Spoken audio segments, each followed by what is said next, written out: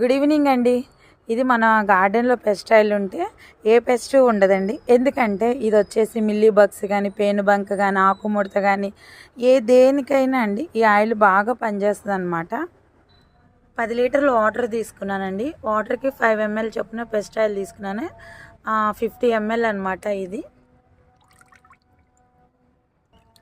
ఇది మొత్తము ఇప్పుడు మొక్కలకి స్ప్రే చేస్తానండి. లీటర్కి 5 ml చొప్పున కలిపాను అనమాట. పెస్ట్ అనేది లేనప్పుడే మనం మన మొక్కలన్నిటికీ స్ప్రే చేస్తూ ఉంటే చాలా మంచిదండి. ఈ పెస్ట్ ఆయిల్ అనేదండి మార్నింగ్ కానీ ఈవినింగ్ కానీ మన మొక్కలన్నిటికీ స్ప్రే చేసుకోవాలండి. ఇలా స్ప్రే చేసుకోవాలన్నమాట, అడుగు భాగం తడిచే వరకు కూడా. అంటే మీకు చూపిద్దాం అయితే ఇలా చేస్తున్నాను. నేనైతే మొత్తం ఆకులు కూడా వంచేసి అయితే స్ప్రే చేస్తానండి. నచ్చితే ఒక లైక్ చేయండి, షేర్ చేయండి, సబ్స్క్రైబ్ చేయండి. సుకన్య గార్డెన్.